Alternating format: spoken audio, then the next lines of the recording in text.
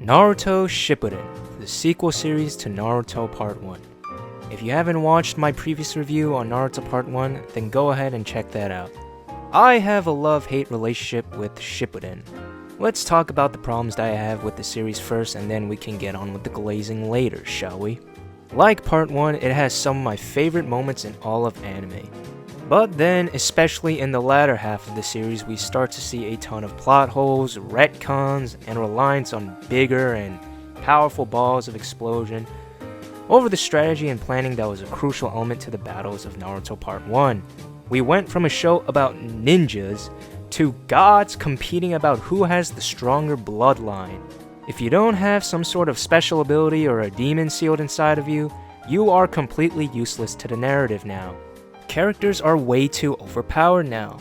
Previous villains like Zabuza and Haku were supposed to be Kage level threats in Part 1 of Naruto, so that means they were at least and similar levels of strength with the 4 Hokage.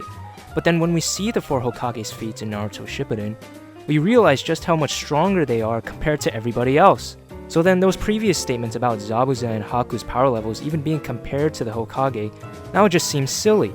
It makes the characters who made those statements look like they have no idea what they're talking about. It doesn't make sense. Plotlines that were developed or relevant in Part 1 have been thrown out the window in the favor of new ones that are either not as compelling as or completely contradicts previously established lore. Also, the entire cast has basically become irrelevant, with the spotlight focusing only on the two main characters, Naruto and Sasuke.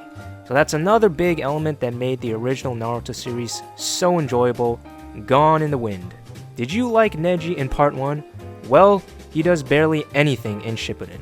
What was that? Rock Lee is one of your favorite characters? Well, he almost never shows up in Shippuden. With all that said, this isn't to say the entire show is bad. We see many high points of both Naruto and Sasuke's character arcs in Shippuden, finally seeing their stories come full circle. We also get some of the most iconic villains in all of anime pull up in this series, like Pain and Madara. And seeing these characters grow up as we grow with them is an incredible journey to witness.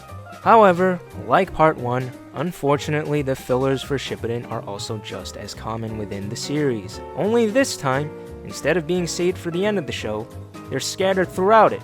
So one moment you might be invested in a story arc and then BAM! It suddenly cuts to a random episode that has nothing to do with what you were just watching. I have a soft spot for Shippuden. It's one of the first anime I ever watched, and it has some amazing moments that I'll always remember and love, but also, it has a lot of bad ones too. Like Part 1, if you're in it for the long run, I say go for it, give it a watch.